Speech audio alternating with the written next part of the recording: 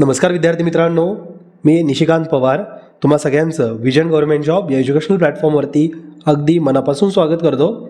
आज आपण 27, 28 आणि 29 मार्चच्या सगळ्या महत्त्वाच्या घडामोडी अगदी डिटेलमध्ये बघणार आहे. लेक्चर व्यवस्थितपणे बघा, भरपूर सारे क्वेश्चन्स आहेत आणि एक्झाम ओरिएंटेड प्रत्येक मुद्दा तुमचा अगदी व्यवस्थितपणे क्लिअर होणार आहे. त्यामुळे लेक्चर शेवटपर्यंत बघा. हे लेक्चर बघून झाल्यानंतर लेक्चरची PDF आमच्या टेलिग्राम चॅनलवरून डाउनलोड करा. ही आमच्या टेलिग्राम चॅनलची लिंक आहे, खाली डिस्क्रिप्शन बॉक्समध्ये सुद्धा आहे. तिथून तुम्ही या PDF डाउनलोड कराच. डायरेक्टली मुद्द्याकडे येतोय. पहिला प्रश्न बघा, भारत आणि डॅश डॅशच्या नौदलांनी टायगर ट्रियम्फ 24 नावाचा सराव सुरू केला. आता हे टायगर ट्रियम्फ 24 म्हणजे काय? हे 24 हे 2024 साल इंडिकेट करत आहे आणि टायगर ट्रियम्फ नावाचा जो सराव आहे हा भारत आणि अमेरिकेदरम्यान आयोजित केला जातो. त्यामुळे या प्रश्नाचं करेक्ट उत्तर ते म्हणजे पर्याय क्रमांक 1. ठीक आहे, तर भारत आणि अमेरिकेच्या दरम्यानचा हा एक नौदलाचा सराव आहे आणि 2-3 फेजेसमध्ये चालतो. जनरली नौदल सराव हे 2 फेजेसमध्ये तरी चालतातच. हा सराव सुद्धा 2 फेजेसमध्ये चालतो, हार्बर टप्पा आणि सागरी टप्पा. हार्बर म्हणजे बंदरावरचा जो टप्पा आहे हा 18 ते 25 तारखेदरम्यान झाला आहे आणि सागरी टप्पा हा ऑलरेडी सुरू आहे. मागच्या लेक्चरमध्ये मी तुमच्यासोबत एक त्रिपक्षीय सराव शेअर केला होता ज्याचं नाव होतं IMT ट्रायलॅट. I for India, M for Mozambique आणि T फॉर टांझानिया असा तो सराव होता. त्यामध्ये मी तुम्हाला एक प्रश्न विचारला होता की भारताचा इतर कुठल्या देशांसोबत असा त्रिपक्षीय सराव होतो का?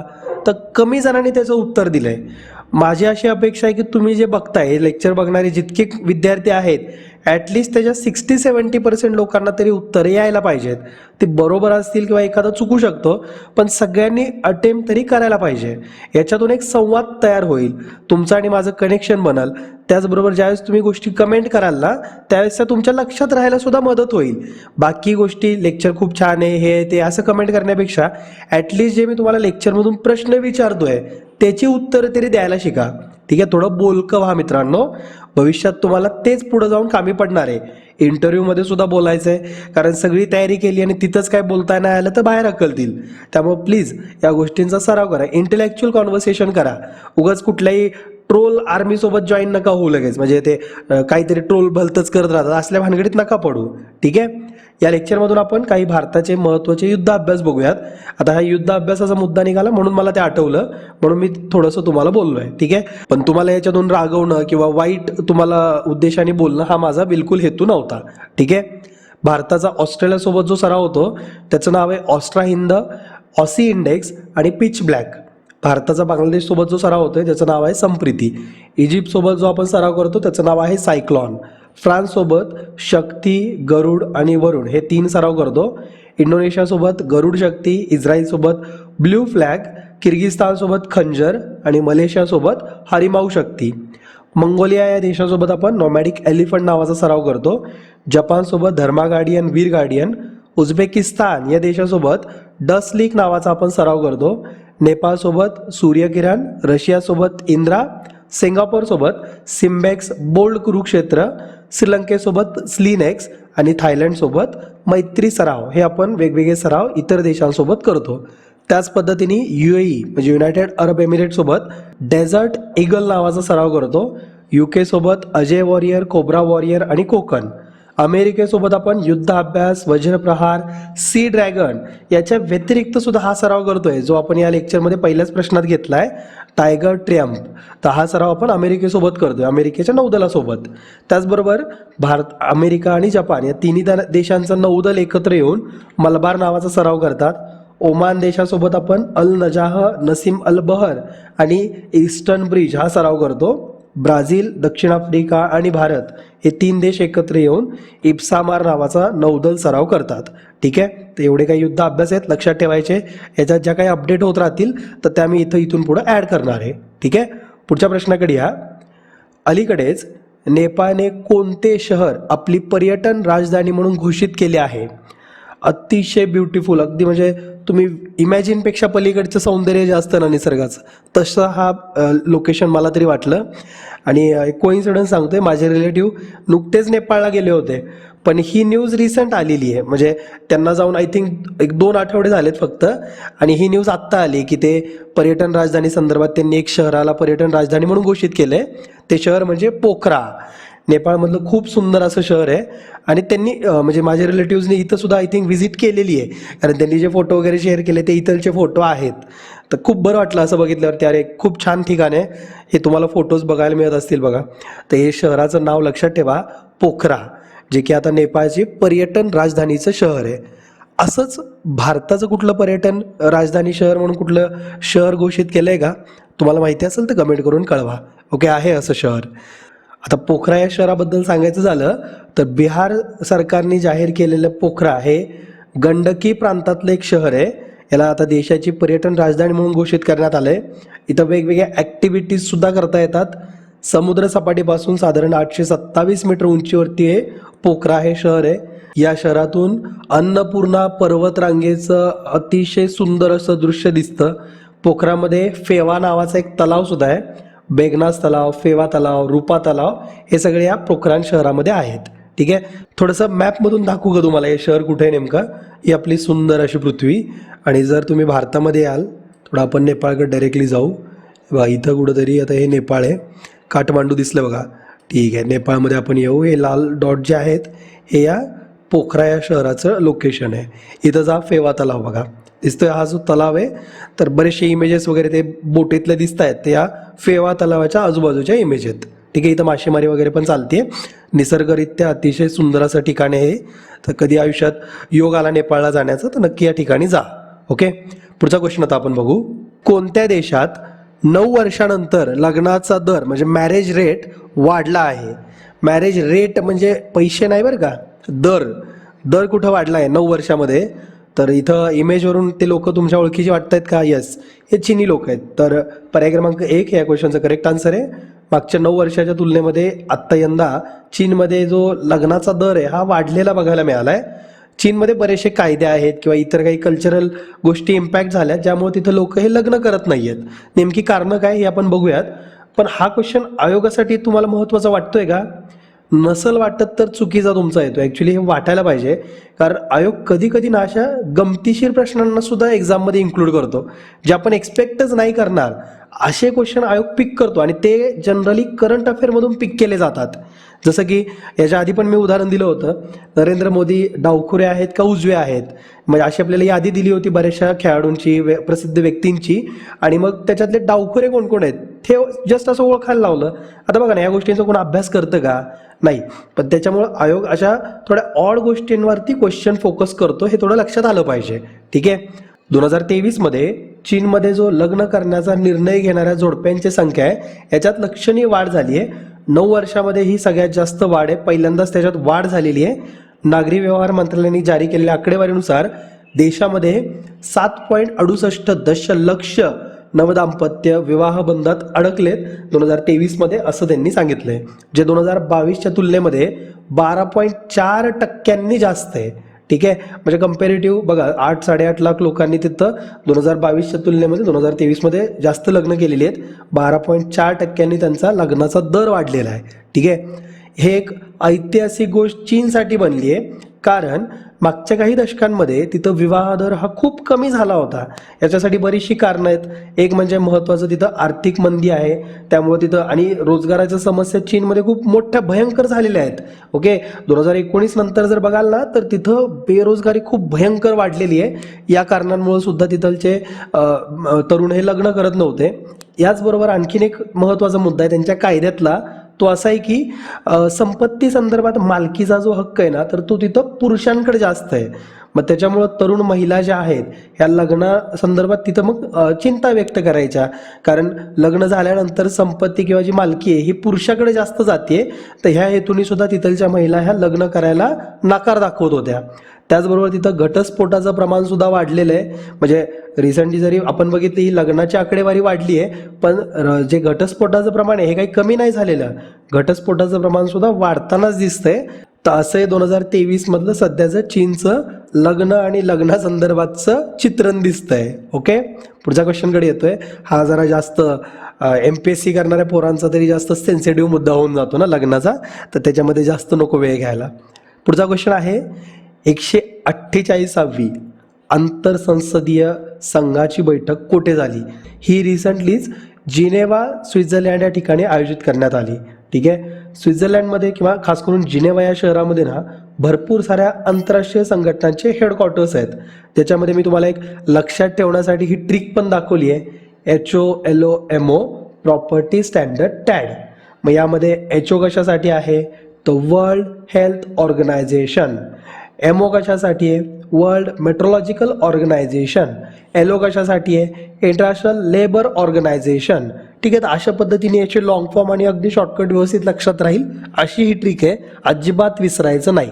ठीक आहे, ही पार्लमेंटरी जी बैठक आहे ना याला IPU असं म्हटलं जातं. IPU म्हणजे आंतरसंसदीय युनियन, म्हणजेच इंटर पार्लमेंटरी युनियन. ठीक आहे, तर ही पहिल्यांदा म्हणजे याची जी स्थापना आहे ही 1889 मध्ये झाली होती. जिनेवा या शहरामध्येच हे एक आंतरराष्ट्रीय संस्था म्हणून कार्य करते आणि इथं प्रत्येक देशांच्या ऑलमोस्ट 180 सदस्य देशांचे इथं प्रतिनिधित्व केलं जातं. हे जे आपल्या राज्यसभा आहेत किंवा जे आपले अप्पर किंवा लोअर हाऊस जे आहेत तर त्यांच्या अध्यक्षांना किंवा सभापतींना किंवा उपसभापतींना या बैठकीसाठी बोलवलं जातं. तर भारताकडून यावेळेस उपसभापती हरिवंश यांनी या सभेमध्ये भारताचं प्रतिनिधित्व केलेलं आहे. भारताकडून 7 सदस्यीय समिती या किंवा आपलं जे शिष्टमंडळ होतं 7 सदस्यांचं, तर त्यांनी उपस्थिती या कार्यक्रमामध्ये दाखवली आहे. ठीक आहे, पुढचा क्वेश्चन आहे निवडणूक आयोगाने 85 वर्षावरील व्यक्तींना मतदान सुलभ करण्यासाठी कोणते ॲप लॉन्च केले? या ॲपचं नाव लक्षात ठेवा, त्याचं आहे सक्षम. तर एक्झाममध्ये हे क्वेश्चन बनू शकतो बरं का, कारण तुमच्या एक्झाम तर हे मतदान झाल्यानंतर येईल, तर त्यावेळेस मग मतदान होऊन गेलेलं असणार आहे, काय काय यंत्रणात बदल झाले होते का, यावेळेस हे ॲप पण लॉन्च झालेलं आहे, त्यामुळं ॲपवरती क्वेश्चन येऊ शकतो. सक्षम ॲप लक्षात ठेवा. 85 पेक्षा जास्त वय ज्यांचं आहे, त्याचबरोबर जे व्यक्ती हे डिफरंटली एबल आहेत म्हणजे दिव्यांग जे आहेत अशांना मतदानाची सोय व्हावी, ते घरात बसून मतदान करू शकतील, तर अशा प्रकारची सुविधा या सक्षम ॲपमध्ये देण्यात आलेली आहे. ठीक आहे, आणि दिव्यांगांसाठी जी क्रायटेरिया आहे ना तो असा आहे की 40% अधिक जर एखादे व्यक्ती दिव्यांग असतील तर ह्या ॲपच्या माध्यमातून ते मतदान करू शकतात. म्हणजे कोणी ज्यांना दृष्टी कमी आहे, ऐकायला कमी येतं, चालायला प्रॉब्लेम आहे, पाय नाही, असे जे काही वेगवेगळ्या कॅटेगरीज दिव्यांगांच्या आहेत, तर याच्यामध्ये 40%पेक्षा जास्त जर दिव्यांग असतील ते, तर त्या व्यक्तींना या सक्षम ॲपच्या माध्यमातून मतदान करता येईल. ठीक आहे, ॲपचं नाव लक्षात ठेवायचं आहे सक्षम. पुढचा क्वेश्चन बघा, कोणत्या राज्याने राष्ट्रपतींविरोधात न्यायालयात याचिका दाखल केली? तर तुम्हाला वाटतं का याच्यावरती एक सेपरेट लेक्चर घ्यावं? मला नाही वाटत. ॲक्च्युली आपण याच्यावरती ऑलरेडी कंटेंट बघितला आहे. राज्यपालांकडे विधेयकासंदर्भात कोणते कोणते अधिकार असतात हे आपण जो एक टॉपिक घेतला आहे ना त्यामध्ये हे सगळे मुद्दे मी कव्हर केलेत आणि हा विषय केरळमुळेच चर्चेमध्ये आला आहे. केरळने काय केलं माहिती का? आता या प्रश्नाचं उत्तर तर केरळच आहे. पर्याय क्रमांक 1 हे करेक्ट आन्सर आहे. केरळने एक याचिका दाखल केली राष्ट्रपती आणि राज्यपालांच्या विरोधामध्ये की आमची बिलं हे त्यांनी पास केली नाही आहेत, तर अशी याचिका त्यांनी कोर्टामध्ये दाखल केली आहे. मग असं ते करू शकतात का वगैरे हे सगळं आपण लेक्चरमध्ये ऑलरेडी डिस्कस केलेलं आहे. आता सध्या या मुद्द्यासंदर्भात ज्या जवळच्या गोष्टी आहेत ह्या आपण बघू. केरळ सरकारने 23 मार्च रोजी राष्ट्रपती द्रौपदी मुर्मू आणि त्याचबरोबर केरळचे जे राज्यपाल आहेत आरिफ मोहम्मद खान तर यांच्याविरुद्ध याचिका दाखल केली आहे आणि याचं कारण म्हणजे केरळ विधानसभेने मंजूर केलेली 4 विधेयकं हे कोणतंही कारण न सांगता संमती त्याची रोखलेली आहे आणि त्याचबरोबर हे विधेयक दीर्घकाळ आणि अनिश्चित काळासाठी प्रलंबित ठेवल्याबद्दल सर्वोच्च न्यायालयामध्ये या केरळ सरकारने याचिका दाखल केलेली आहे. ठीक आहे, कशासाठी? तर त्यांनी ही जी 4 बिलं आहेत ही अनिश्चित काळासाठी राखीव ठेवली आहेत, प्रलंबित ठेवली आहेत आणि त्याचबरोबर यांना मंजुरी दिली नाही आहे, त्याच्या संदर्भात कारण सुद्धा सांगितलेलं नाही आहे. तर ह्या सगळ्या गोष्टींमुळं सर्वोच्च न्यायालयात केरळ सरकारने याचिका दाखल केली आहे. ठीक आहे, राज्य सरकार काय म्हणते माहिती का? कोणतंही कारण न देता 4 विधेयकाची संमती रोखून धरण्याचं राष्ट्रपतींचं कृत्य हे अत्यंत मनहानी आणि त्याचबरोबर घटनेच्या कलम 14, कलम 200, कलम 201चे उल्लंघन करणारं आहे असं केरळ राज्याचं म्हणणं आहे. ठीक आहे, आपण कलम 200 बघितलंय. राज्यपालांना 4 अधिकार मिळत आहेत किंवा म्हणजे 4पेक्षा जास्तच आहेत, पण ते अधिकार जे मिळत आहेत तर त्याच्यानुसार ते विधेयकासोबत काय काय करू शकतात हे सगळे ऑप्शन्स राज्यपालांकडे खुले आहेत. तर त्याचाच वापर केलेला आहे असं मला तरी वाटतं. पण राज्य सरकारने युक्तिवाद जो कोर्टामध्ये दिला आहे तो तुमच्या पुढे इथं आहे. केरळ सरकारने असा युक्तिवाद केला की राज्यपालांनी ही विधेयक राष्ट्रपतींकडे पाठवायला नको होती, कारण त्यांचे विषय हे राज्यघटनेच्या राज्यसूचीपुरतं मर्यादित आहेत, त्यामुळे राज्याला कायदे करण्याचा अधिकार आहे असं सगळं केरळ सरकारने युक्तिवादामध्ये सांगितलंय. पण आपण 200 कलम बघितले बघा, त्यामध्ये असं होतं की राज्यपाल स्वतःच्या सतसत विवेक बुद्धीचा वापर करतील आणि त्यांना वाटलं की हे विधेयक जर बऱ्याचशा कॅटेगरीज त्याच्यामध्ये दिल्या होत्या की जर ते राष्ट्राला धोका आहे किंवा हायकोर्टचं महत्त्व कमी करणारं विधेयक असेल किंवा त्याचबरोबर हे जर विधेयक बिलामध्ये म्हणजे कायद्यामध्ये रूपांतरित झालं तर कुणाच्या तरी पॉवर इम्पॅक्ट होत आहेत, अशा जर काही तरतुदी करणारं ते विधेयक असेल आणि शेवटी जर राज्यपालांना वाटलं की आपण हे राष्ट्रपतींच्या विचारार्थ राखून ठेवायचं, तर हा सगळा अधिकार घटनेच्या कलम 200 मध्ये ऑलरेडी दिलेला आहे राज्यपालांना. ठीक आहे, आणि मला वाटतं ते सुप्रीम कोर्टमध्ये हे टिकणं अशक्यप्राय आहे. ठीक आहे, आता थोडक्यात जर इथं विथ होल्डिंग विधेयकाबाबत घटनात्मक तरतुदी काय आहेत हे जर बघाल तर घटनेच्या कलम 200 नुसार राज्य विधिमंडळाने मंजूर केलेले विधेयक राज्यपालांकडे मंजुरीसाठी सादर केले तेव्हा त्यांना 4 पर्याय असतात. विधेयकाला संमती देऊ शकतात, विधेयक संमती रोखून ठेवू शकतात, म्हणजेच विधेयकाला नकार देऊ शकतात ते. अशा परिस्थितीमध्ये विधेयक जर कायद्यात रूपांतरित करण्यात अपयशी ठरू शकतं. तिसरं म्हणजे राज्य विधिमंडळाच्या पुनर्विचारासाठी ते विधेयक पाठवलं जाऊ शकतं, पण जर ते धन विधेयक असेल तर ते त्यांना तिथं पारित करावंच लागतं. पण धन विधेयक नाहीये, याच्या व्यतिरिक्त कुठलंही विधेयक ते विचारासाठी किंवा पुनर्विचारासाठी संसदेकडे किंवा राज्य विधिमंडळाकडे पाठवू शकतात. ठीक आहे, संसदेकडे नाही, राज्य विधिमंडळाकडे राज्यपाल पाठवतात. ओके, आणि हे विधेयक ज्यावेळेस त्याच्यामध्ये दुरुस्त होतील किंवा न होतील आणि ॲज इट इज जर सॉरी राज्य विधिमंडळाने पारित केलं तर ते ॲज इट इज राज्यपालांनी सुद्धा त्याच्यावरती स्वाक्षरी करणं हे राज्यपालांवरती ऑलमोस्ट बंधनकारक आहे. ठीक आहे, आणि चौथा ऑप्शन राज्यपालांकडे असतो की ते विधेयक हे राष्ट्रपतींच्या विचारार्थ राखून ठेवू शकतात. ठीक आहे, आय होप पॉलिटीमधला मुद्दा प्रॉपर रिवाईज झाला आहे.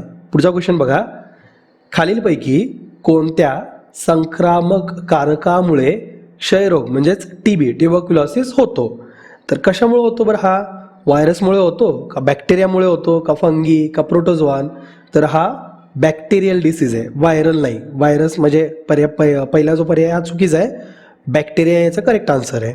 ठीक आहे, रिसेंटली एक रिपोर्ट आली होती आणि त्याच्यानुसार जागतिक स्तरावरती आणि त्याचबरोबर भारतामध्ये सुद्धा क्षयरोग म्हणजे TB हे सार्वजनिक आरोग्याचं आव्हान म्हणून उभं राहिलेलं आहे.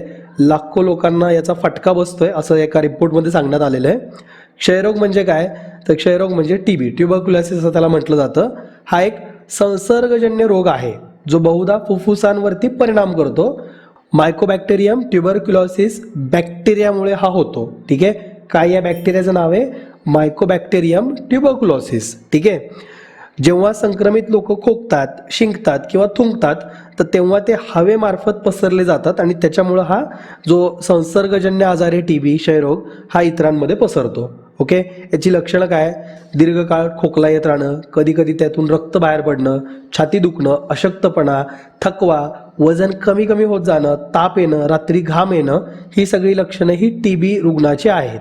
ठीक आहे, TB सहसा फुफ्फुसांवरती परिणाम करतो असं म्हणतात, परंतु याच्यामुळं किडनीवरती किंवा मेंदूवरती, पाठीच्या मणक्यावरती, त्वचेवरती सुद्धा वेगवेगळे घातक परिणाम होऊ शकतात. ठीक आहे, TBवरती काही उपचार आहे का? एक्झाममध्ये हे विचारलं जातं बरं का. उपचाराचं इव्हन त्याच्या लसीचं नाव काय हे सुद्धा विचारलं जातं, त्याच्यामुळे अभ्यास थोडा डीप करावा लागतो. उपचार TBवरती आहे का? तर यस, बघा इथं क्षयरोग हा टाळता येण्याजोगा आणि बरा होणारा एक रोग आहे, आजार आहे. क्षयरोगाच्या आजारावरती अँटीबायोटिक्सद्वारे उपचार केले जातात. याच्यामध्ये बॅसिलस कॅलमॅट ग्वेरियन BCG असं त्याला म्हटलं जातं. BCG लस आहे बघा, तर ही TBवर एकमेव परवानाप्राप्त लस सध्या उपलब्ध आहे. ठीक आहे, अर्भक आणि लहान मुलांमध्ये TBच्या गंभीर प्रकारांपासून मध्यम संरक्षण प्रदान करण्यासाठी ही लस दिली जाते. ठीक आहे, ते हे त्याच्यावरचा उपचार पण लक्षात ठेवायचा आहे. भारतात TBचा खतरा कसा आहे किंवा भारतामध्ये TBची परिस्थिती कशी आहे?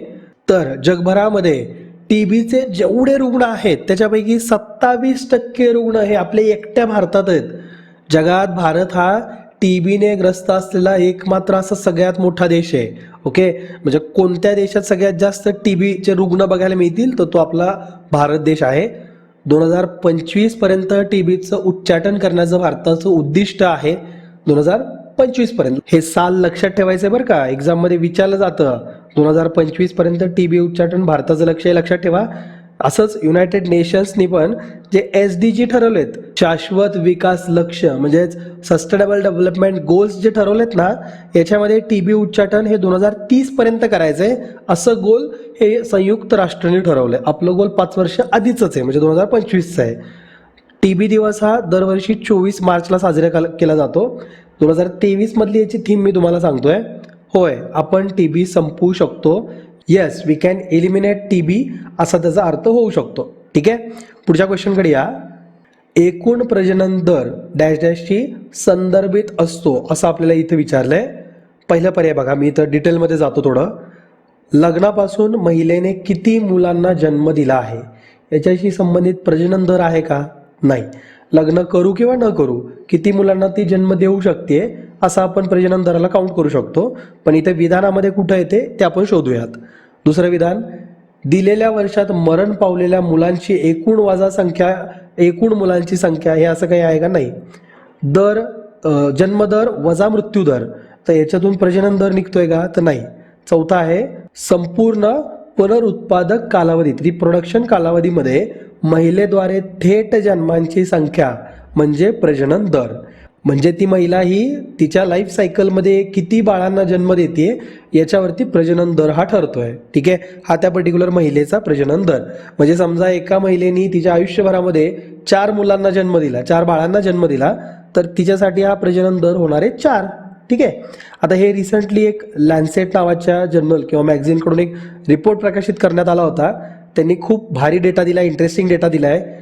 भारतामध्ये जो जन्मदर आहे, प्रजनन दर जो आहे, तर तो मोठ्या प्रमाणात घटलेला आहे हे या रिपोर्टमधून बघायला मिळालंय. इंटरेस्टिंग रिपोर्ट आहे, अगदी व्यवस्थित पण लक्षात ठेवा. सायन्समध्ये याच्यावरती आधारित क्वेश्चन बनतील. ठीक आहे, या रिपोर्टच्या आपण महत्त्वाचे ठळक वैशिष्ट्य बघतोय. प्रजनन दरात भयंकर घट झाली आहे. भारताचा प्रजनन दर जो 1950 मध्ये 6.2 होता, तो आता 2021 पर्यंत 2च्या खाली आलाय, अशा प्रकारची आकडेवारी प्रकाशित करण्यात आली आहे. ओके, म्हणजे आता एक महिला ही मॅक्झिमम 2 मुलांपर्यंतच मर्यादित राहते असं थोडक्यात दिसतंय. ऍक्च्युली आता हे 1.5 असेल तर मग अर्ध्या बाळाला जन्म देते असं होतं का? नाही, हे ॲव्हरेज नंबर्स आहेत ना. तर 1950 मध्ये एक महिला अराउंड 6 मुलांना जन्म द्यायची, ते आता 2021 मध्ये येता येता 2 मुलांपर्यंत ती आली आहे. ठीक आहे, म्हणजे याला बरीचशी काही कारणं आहेत, ती पण आपण बघूयात. 2050 मध्ये भारताचा हा जो प्रजनन दर आहे हा आणखीन घसरेल, 1.29 पर्यंत जाईल.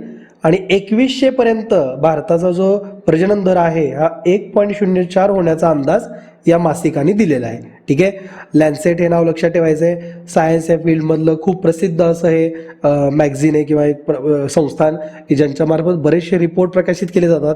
कॅन्सर वगैरेची आकडेवारी सुद्धा हे प्रकाशित करतात. एक्झाममध्ये ती आकडेवारी विचारली जाते. ठीक आहे, भारतातील प्रजनन दर कमी होण्यापाठीमागं बरीचशी कारणं आहेत. त्यातले ठळक मुद्दे म्हणजे सरकारी धोरणं, त्याचबरोबर अर्भक मृत्यूदरामध्ये घट, त्याचबरोबर महिलेमध्ये शिक्षण म्हणजे स्त्री साक्षरता जी वाढली आहे, तर ह्याच्यामुळे सुद्धा मुलांचं जे प्रजनन दर आहे हे कमी झाला आहे.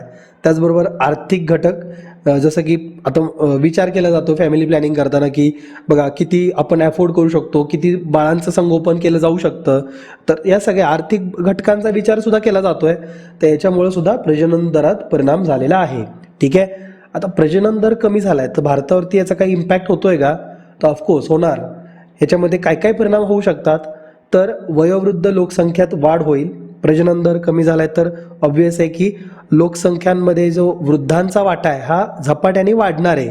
ठीक आहे, 2050 पर्यंत भारतातील ज्येष्ठ नागरिकांचं प्रमाण हे लोकसंख्येच्या 20% जास्त असणार आहे. म्हणजे प्रत्येक 5 पैकी 1 व्यक्ती हा आपल्याला वृद्ध बघायला मिळेल. त्याचबरोबर भारताची जी श्रमशक्ती आहे याच्यात सुद्धा घट होईल, कारण ऑब्व्हियस आहे तरुण हे आता भविष्यात जाऊन म्हातारे होतील, पण नवीन जनरेशन तेवढी फास्ट येणार नाही. ह्याचा परिणाम आपल्या क्रमशक्तीवरती होणार आहे. जसं सध्या जपानची परिस्थिती आहे, तर तशा प्रकारची सिच्युएशन भारतामध्ये सुद्धा येईल. ठीक आहे, असं या रिपोर्टमध्ये दिलं आहे. पुढचा क्वेश्चन आहे, अलीकडेच इस्रोने reusable landing vehicle LEX-02 landing प्रयोग यशस्वीरित्या पार पाडला. या RLV म्हणजेच रियुजेबल लँडिंग व्हेकलचे नाव काय आहे? तर याचं सायंटिफिक किंवा सगळं डिकोडवालं नाव जे आहे ते इथे देऊन बसलेत, रियुजेबल लँडिंग व्हेकल्स LEX-02. तर ह्याचं ॲक्च्युअलमध्ये नाव काय? तर याला नाव देण्यात आलं आहे पुष्पक. पुष्पक, पुष्पा नाही. पुष्पक हे आपल्या प्राचीन ग्रंथांना रेफर करणारं नाव आहे, पुष्पक विमान. ओके, त्याच्यातूनच याला पुष्पक असं नाव देण्यात आलं आहे. इस्रोकडून कर्नाटकमधील चित्रदुर्ग या ठिकाणी पुष्पक ह्या विमानाची यशस्वी चाचणी करण्यात आली आहे. सोशल मीडियावरती वगैरे अशा पोस्ट इस्रोने शेअर केल्या होत्या. अंतराळात पाठवण्याच्या उद्देशाने हे तयार करण्यात आले. जे पुष्पक विमान रॉकेटसह अंतराळात पाठवण्यात येईल, पण पुन्हा त्याला पृथ्वीवरती लँड करता येईल. म्हणजे काय होईल, ज्या अशा मोहिमा असतात की ज्याच्यामध्ये रॉकेट डिस्ट्रॉय होतं, तर रॉकेट आता वाया नाही जाणार किंवा नष्ट नाही होणार, तर ते रियूज करता येईल. म्हणजे ज्या मोहिमा असतात, ज्या अंतराळ मोहिमा आहेत, त्यांचा भविष्यात खर्च कमी होईल. अशा प्रकारच्या उद्देशाने इस्रोने याला डेव्हलप केलेला आहे. ठीक आहे, हे लक्षात ठेवायचं आहे. पुष्पक काय आहे असं एक्झाममध्ये स्ट्रेट जर विचारलं तुम्हाला सांगता यायला पाहिजे. पुढच्या मुद्द्याकडे येतोय, एल निनो हे कोणत्या महासागरात तयार होत आहे असं विचारले किंवा तयार झाले. तर एल निनोची घटना ही आता सध्या प्रशांत महासागर म्हणजे पॅसिफिक ओशनमध्ये बघायला मिळते. एल निनो हा मध्य आणि पूर्वीय मध्य विषुववृत्तीय प्रशांत महासागराच्या असामान्य तापमान वाढीशी संबंधित आहे. जागतिक हवामानावरती याचा मोठा परिणाम होतोय. हे रिसंटली चर्चेमध्ये आले कारण मलावी, झांबिया, झिम्बाब्वे यासारख्या दक्षिण आफ्रिकेतील देशांमध्ये सध्या हवामान खूप तीव्र झालेलं आहे, तीव्र दुष्काळ पडलेला आहे. आणि अशी परिस्थिती या अल निनोमुळे तयार झाली आहे असं जाहीर करण्यात आलेलं आहे. ठीक आहे, तर बघा या देशांमध्ये एक मोठा दुष्काळ बघायला मिळतोय कारण पावसाची तीव्रता अतिशय कमी झाली आहे. म्हणजे पाऊसच नाही आहे या देशांमध्ये. भारतामध्ये सुद्धा यावर्षी अल निनोचं संकट येते की काय अशी भीती आहे असं वर्तवण्यात आलेलं आहे. जागतिक अन्न कार्यक्रमानुसार म्हणजे वर्ल्ड फूड प्रोग्रॅमनुसार, जो की युनायटेड नेशन्सकडून राबवण्यात येणारी एक संस्था आहे, तर यांच्यानुसार झांबिया आणि झिम्बाब्वे सारख्या देशांमध्ये फेब्रुवारी 2024 हा मागच्या 40 वर्षातील सर्वात कोरडा महिना होता. ओके, अजिबात हवेमध्ये कुठेही तुम्हाला असं पाऊस येईल काही दिवसात अशी काही सुद्धा हालचाल नाही आहे. अल निनोच्या प्रभावामुळं दक्षिण आफ्रिकेतील अनेक देश हे उपासमारीच्या संकटाला आता अगदी उंबरठ्यावरती येऊन थांबलेले आहेत. मलावी, मोझांबिक, अंगोला तर या देशांमध्ये पाऊस अजिबातच झालेला नाही आहे. दक्षिण आफ्रिकेतील लाखो लोक जगण्यासाठी आता किंवा अन्न पिकवण्यासाठी सुद्धा पावसावरती अवलंबून आहेत, पण पाऊसच नाही आहे. या भागातील मुख्य अन्न असलेल्या मक्याला दुष्काळाचा फटका बसलेला आहे. वर्ल्ड फूड प्रोग्रॅमने असं सुद्धा म्हटलंय की दक्षिण आणि मध्य आफ्रिकेच्या काही भागात दशकातील सर्वात कोरड्या पावसापूर्वीचे सुमारे 50 दशलक्ष लोक हे अन्न सुरक्षिततेचा सामना करतील असं या वर्ल्ड फूड प्रोग्रॅमच्या अंतर्गत सांगण्यात आले, या रिपोर्टमध्ये सांगण्यात आलेले आहे. ठीक आहे, तर एक मोठी समस्या आपल्या देशासमोर सुद्धा येते की काय अशी भीती आहे. कारण मागच्या वर्षी सुद्धा बघा तुलनात्मक खूप कमी पाऊस झाला आहे आणि यावर्षी जर मग असं अल निनोचं जर आपल्या देशावरती जर प्रभाव पडला तर दुष्काळ एक तीव्र असू शकतो. ठीक आहे, असं होऊ नये हीच देवाचरणी प्रार्थना. अल निनोचा जागतिक हवामानावरती भरपूर परिणाम होतो. आता हे अल निनो, ला निना हे काय आहेत याच्यावरती ऑलरेडी मी एक लेक्चर घेतलं आहे. माझा घसा आत्ता थोडा ठीक नाही आहे, नाही तर मी अजून 15-20 मिनटं बोलू शकतो, पण प्लीज ते तुम्ही लेक्चर बघा. ओके, वाटलं तर या लेक्चरच्या शेवटी ज्यावेळेस सगळे क्वेश्चन संपतात ना, तर ते एक इमेज दिसती बघा, नेक्स्ट व्हिडिओ तुम्हाला कुठला बघायचा आहे तर तिथं मी हा जे आपलं अल निनोवाला लेक्चर आहे ना त्याची लिंक देईल, त्याच्यावरती क्लिक करा. अगदी सोपं ठेवतो तुमच्यासाठी, पण ते लेक्चर बघा. ठीक आहे, यापूर्वी दक्षिण आफ्रिकेमध्ये 2015-2016 मध्ये 35 वर्षातील सर्वात भीषण दुष्काळ पडला होता. हवामान बदलामुळे होणाऱ्या अतिउष्णतेसह इथं अल निनोमुळे जगाला विक्रमी तापमानाचा सामना करावा लागतोय असं तज्ज्ञांचं मत आहे. त्याचबरोबर सायन्स जर्नलमध्ये प्रकाशित झालेल्या अभ्यासानुसार अल निनोमुळे 2024 मध्ये जागतिक आर्थिक नुकसान $3 ट्रिलियन होऊ शकतं असं सुद्धा वर्तवण्यात आलंय. भारतावरती याचा परिणाम काय होतोय का, तो भारताला बऱ्याच वेळा अल निनोचा सामना करावा लागलाय. यामुळे पाऊस कमी होतो, कोरडवाहू पाऊस होतोय किंवा उष्णतेच्या लाट येतात आणि त्याच्यामुळं पीक वाया जाऊ शकतं, पाणी टंचाई निर्माण होते आणि त्यासोबतच रोगराई पसरण्याची शक्यता सुद्धा होते. तर मोठा परिणाम या सगळ्याच पर्यावरणीय दृष्ट्या भारतावरती होतो. ठीक आहे, पुढच्या क्वेश्चनकडे येऊ. नुकताच राजीनामा जाहीर करणारे लिओ वराडकर कोणत्या देशाचे पंतप्रधान होते? आडनाव मराठी आहे की नाही वराडकर, तर यस महाराष्ट्रीयनच आहे ते, जन्मानी भारतीय आहेत. तर आयर्लंड या देशाचे ते पंतप्रधान होते. लक्षात ठेवा, भारतीय वंशाचे पंतप्रधान लिओ वराडकर यांनी रिसेंटलीच आयर्लंडच्या पंतप्रधान पदावरून राजीनामा दिलाय.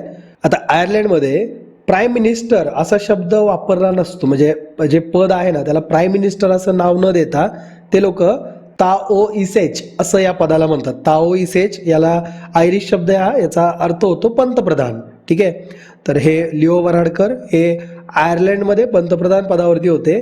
सिंधुदुर्ग जिल्ह्यामध्ये मालवणमधील वराड गावचे ते आहेत. तर त्यांच्या आडनावामध्ये सुद्धा तसा उल्लेख दिसतोयच. तर लिओ वराडकर हे आपल्या महाराष्ट्राचे होते आणि जे आयर्लंडमध्ये पंतप्रधान पदावरती पोहोचलेले. ठीक आहे, त्यांनी राजीनामा दिलाय. तर आय होप या लेक्चरच्या माध्यमातून बरीचशी इन्फॉर्मेशन तुम्हाला समजली आहे. लेक्चर अजिबात कंटाळवाणं नव्हतं ना, कारण मी तेवढी एनर्जी लावू शकत नाही असं मला वाटते, म्हणून मी म्हणतोय की कंटाळवाणं वाटली की काय. तर जर लेक्चर तुम्हाला आवडत असतील तर प्लीज मला तसं कमेंट करून कळवा. त्याचबरोबर जे तुम्हाला होमवर्क विचारला आहे तो सुद्धा करा. आणि जो तुम्हाला आज होमवर्क करायचा आहे ह्याचे टॉपिक मी तुम्हाला इथं दिलेत. जसं की जे आपले महाराष्ट्राच्या भूगोलामध्ये आपण थोडा अभ्यास करूयात. मागच्या काही लेक्चरपासून आपण महाराष्ट्राचा भूगोल बघतोय, तर आज सुद्धा महाराष्ट्राचा भूगोल आज तुम्हाला अभ्यासायचा आहे. त्यामध्ये जिल्ह्यांची स्थापना कोणत्या वर्षी झाली, कोणत्या जिल्ह्यातून कुठला जिल्हा वेगळा झाला आणि त्यावेळेस मुख्यमंत्री म्हणून पदावरती कोण होतं याचा चार्ट तुम्ही आज बनवा प्लीज. ओके, म्हणजे हिंगोली जिल्हा कसा बनला आहे माहिती आहे का, किंवा मग मुख्य जिल्हा कुठला होता त्याचा, का तोच एक मुख्य जिल्हा होता आणि त्याच्यातून वेगवेगळे झालेत. नांदेड कसा फॉर्म झाला किंवा इतर जे जिल्हे आहेत ते कसे बनलेत. रिसेंटली जो जिल्हा बनला तर तो कोणता होता, त्यावेळेस मुख्यमंत्री कोण होतं, ह्याचा एक चार्ट बनवा. ठीक आहे, हे आयता चार्ट प्लीज कुठून घेऊ नका बरं का, म्हणजे आयता चार्ट बरेचसे बुक्समध्ये असणार आहे आणि तो तुम्ही लिहून काढताय असं करू नका. तो चार्ट वाचा, बघा, डोळ्यामध्ये प्रिंट करा, स्मरण करा त्याचं आणि मग लिहून काढा. ठीक आहे, ही प्रोसेसच कुठंतरी मिस व्हायला लागली ना आजकाल अभ्यासामध्ये.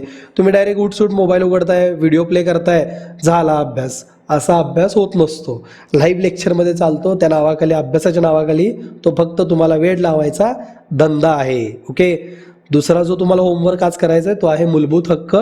आपण मागच्या लेक्चरमध्ये सुद्धा मूलभूत हक्क बघितलेत किंवा त्याच्यावरती आधारित तुम्हाला होमवर्क सांगितलं आहे. समतेचा हक्क तिथं बघायचा होता. आज स्वातंत्र्याचा हक्क व्यवस्थितपणे अभ्यास करताना कसा अभ्यास करायचा आहे, PYQ बघायचे, मग कंटेंट अभ्यासायचा आहे, नोट्स बनवायच्या आणि मग परत प्रॅक्टिस क्वेश्चन याच्यावरती आधारित सॉल्व्ह करायचे. ठीक आहे, काही वेळेस काय होईल, प्रॅक्टिस क्वेश्चन तुम्हाला तेवढे सापडणार नाहीत, पण तुमच्याकडे स्वतःच्या नोट्स आहेत तर त्या नोट्सवरतून तुम्ही स्वतः क्वेश्चन तयार करा. स्वतः क्वेश्चन तयार करायची कला जर तुम्हाला जमली तर तुम्ही तो विषय क्रॅक केला आहे. तर भेटूत नेक्स्ट लेक्चरमध्ये. हसत खेळत अभ्यास करा, हेल्दी फूड खा आणि आईवडिलांची काळजी घ्या. जय हिंद, जय महाराष्ट्र. धन्यवाद.